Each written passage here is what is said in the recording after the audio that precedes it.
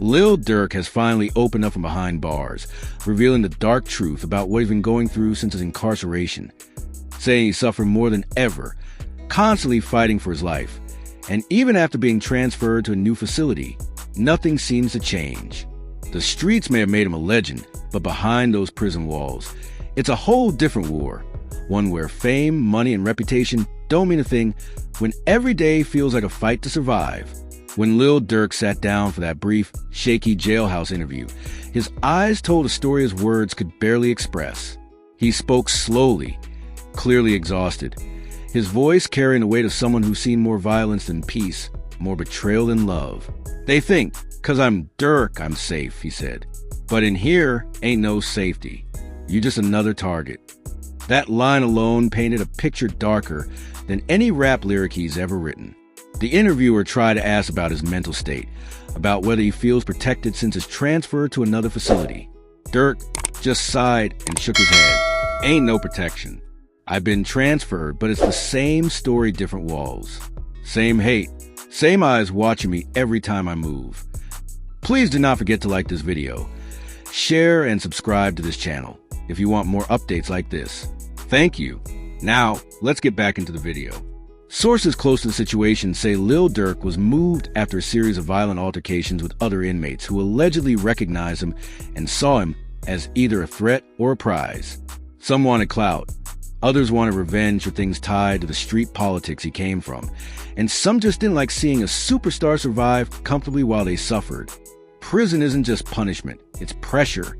And for someone like Durk, who's known to have deep ties to Chicago street scene, that pressure can easily explode into violence. Reports from inside suggest that Lil Durk's cell has been attacked multiple times, forcing him to spend several days in solitary for his safety.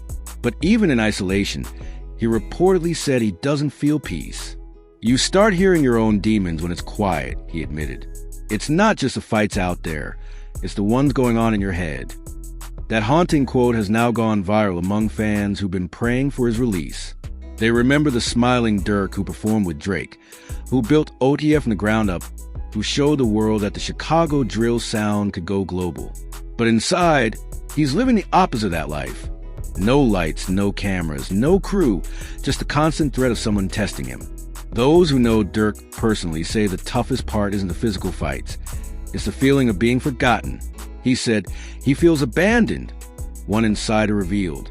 People he put on, people he fed, they not answering his calls anymore. Some scared to be associated. Others just moved on. That hurts him more than anything. Durk reportedly spends most of his days writing, lyrics, letters, prayers, anything to keep his mind from breaking. He told the interviewer that writing is the only way he still feels connected to the outside world. If I don't write, I lose my mind. It's like every word is a way out, even if my body's still stuck here, he said. But even with his pen as therapy, Durk admitted that the fights keep finding him. Some nights he barely sleeps, afraid that the next sound could be someone trying to harm him. I wake up to people staring through the bars, whispering my name, he described. You never know if it's respect or hate. Prison guards reportedly have a hard time containing the tension whenever Durk walks into the common area. Some inmates idolize him, others despise the fame. To them, he's not Lil Durk the artist. He's Durk from the block, the same kid who came up in violence and built his name off it. It's a strange mix of envy and fear that makes every day unpredictable. When asked what message he'd send his fans, Durk didn't hesitate. Don't ever think being real means dying for attention. I've been real all my life and it got me here. Sometimes being real means walking away. That line hit hard across social media, with many calling it Durk's most honest moment ever. For years, fans glorified the street life he rapped about, the struggles, the loyalty, the revenge. But now he's saying all of that comes with a price he's still paying. Durk also hinted at betrayal, saying some people close to him fed the system with information that made his situation worse. He didn't name names, but the tension in his voice made it clear that the betrayal cut deep. It'd be the ones you trust, the ones you say bro to. They smile in your face and throw dirt when you can't defend yourself. That statement sparked a frenzy of speculation online, with fans dissecting old photos, past relationships, and old beefs trying to figure out who he meant. But one thing is clear. Durk feels like he's fighting alone. Despite that, he still expressed hope. "I ain't giving up. They can't break me," he said near the end of the interview. "They could lock my body, but they can't touch my soul." Those words have now become a rallying cry for his supporters. "But they can't break me," trending on X, formerly Twitter.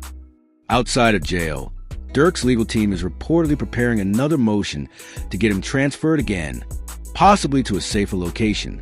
His attorney said the goal is not just to protect him physically, but mentally. "This environment isn't rehabilitating anyone. It's destroying them," his lawyer stated. Lil Durk is a target in there, not an inmate like the rest. Fans have been writing letters, signing petitions, and sharing his music more than ever before. Try to show him that he's not forgotten. But even with all the love, Durk's situation remains dire. The system is slow, and the street politics inside jail move faster than paperwork. Every day, he wakes up to uncertainty, and every night, he goes to sleep hoping to make it to the next morning. There's something tragic about seeing a man who made millions off music about survival, now fighting for survival in real life. The same pain that inspired songs like The Voice and 7220 is now his reality.